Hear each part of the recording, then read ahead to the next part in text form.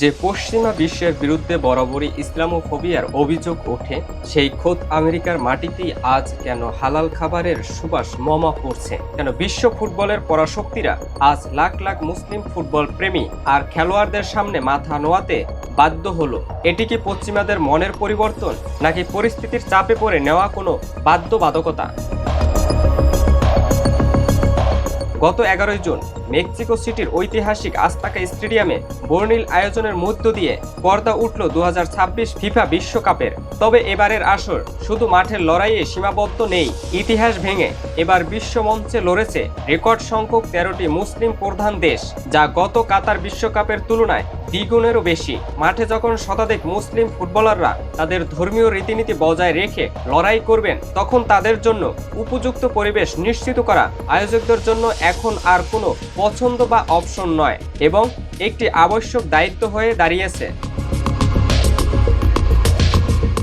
America, Canada এবং মেক্সিকোর 16টি স্টেডিয়ামে এখন কেবল বলের গর্জন নয়, শোনা যাচ্ছে মুসলিম দর্শকদের পদচারণা।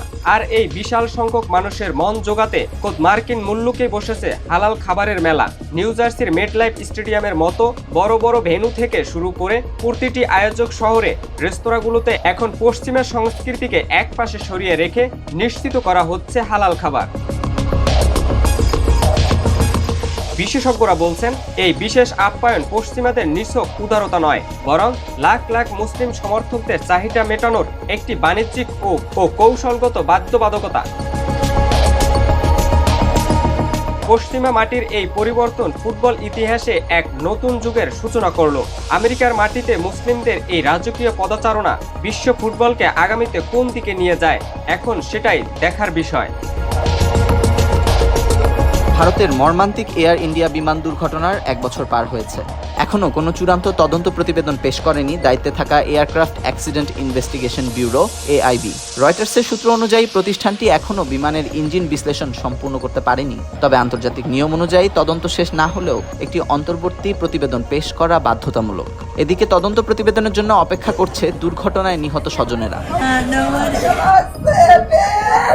গত বছর 12 জুন ভারতের আহমেদাবাদ থেকে লন্ডনের উদ্দেশ্যে যাত্রা করার কয়েক সেকেন্ডের মধ্যেই একটি মেডিকেল হোস্টেলের উপর আছড়ে পড়ে ইন্ডিয়ার ফ্লাইট AI-171।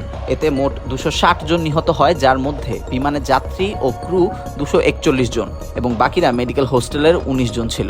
গত বছর এই ঘটনার একটি অন্তর্বর্তী তদন্ত রিপোর্ট প্রকাশ করেছিলেন সংশ্লিষ্ট কর্তৃপক্ষ।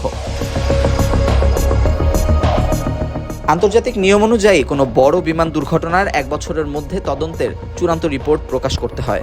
তদন্ত শেষ না হলে সংশ্লিষ্ট সংস্থাকে দিতে হয় অন্তর্বর্তী রিপোর্ট। প্রতি বছর একটি করে রিপোর্ট দেওয়ার কথা সংস্থাটির। রয়টার্সের দাবি, গত এপ্রিলে এয়ার ইন্ডিয়ার ওই বিমানটির ইঞ্জিন পরীক্ষা করা হয়েছিল। তবে ব্লুমবার্গের একটি রিপোর্ট বলছে বিমানটির ইঞ্জিন আমেরিকায় রয়েছে। ইঞ্জিনের বিশ্লেষণ শেষ হলে চূড়ান্ত রিপোর্ট প্রকাশ করা হতে পারে। সব মিলিয়ে আরও 3 মাস সময় লাগবে বলে দাবি ব্লুমবার্গের। এদিকে রিপোর্ট দিতে গড়িমসি করছে সংশ্লিষ্ট কর্তৃপক্ষ। দেরি হবার কারণ জানতে চাইলে ফেডারেশন অফ ইন্ডিয়ান পাইলটসের প্রেসিডেন্ট CS রান্ধাভা জানান, অন্তর্বর্তী কোনো রিপোর্ট প্রকাশ করলে সেটা নিয়ে জনমনে ভুল ধারণা তৈরি হতে পারে। এর আগেও 2 সেকেন্ডের একটি রেকর্ডিং প্রকাশে অনেক ভুল বোঝাবুঝি হয়েছিল, তাই যে কোনো রিপোর্ট প্রকাশের আগে তা যথাযথ বিশ্লেষণ দরকার। এদিকে স্বজন হারানোর যন্ত্রণা বয়ে বেড়াচ্ছে দুর্ঘটনায় নিহতের পরিবারগুলো। মন থেকে মুছে ফেলতে পারছেন না বিমান বিধ্বস্তের সেই ভয়াবহ মুহূর্তকে। তদন্ত রিপোর্টের দিকে চেয়ে আছেন তারা। এমনই এক ভুক্তভোগী দম্পতি হলেন সেই দুর্ঘটনায় নিহত ক্রিশ্চিয়ানের মা-বাবা। এই 1 বছরে এমন কোনো দিন যায়নি যে ছেলেকে তাদের মনে পড়েনি। ছেলেকে ছাড়া জীবন কিভাবে কাটাবে জানা নেই তাদের। সন্তান হারানোর ক্ষতিপূরণ হয় না, তাই তারা তদন্ত রিপোর্টের অপেক্ষা করছেন। এই দুর্ঘটনার জন্য যারা দায়ী তাদের শাস্তি চান ক্রিশ্চিয়ান দম্পতি। গত অক্টোবর থেকে নিহতদের পরিবারকে ক্ষতিপূরণ দেওয়ার কাজ শুরু করেছে এয়ার ইন্ডিয়া। তবে তদন্ত শেষ না হওয়া পর্যন্ত অনেকেই ক্ষতিপূরণের অর্থ নিতে চাচ্ছেন না।